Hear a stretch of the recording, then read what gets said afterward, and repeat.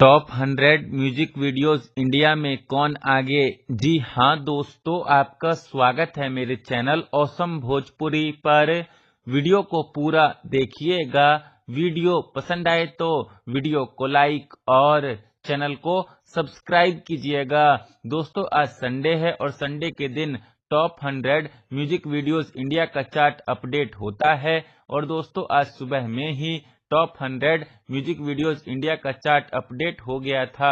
दोस्तों, इस सप्ताह के टॉप 100 म्यूजिक वीडियोस इंडिया की बात करें तो इस सप्ताह के टॉप 100 म्यूजिक वीडियोस इंडिया में पवन सिंह के टोटल 6 गाने ट्रेंड कर रहे हैं। और वो 6 गाने आई नाई, आहो राजा, सड़िया, अपना राजा जी के गाना 2 बार ट्रेंड कर रहा है और बबुआन गाना है।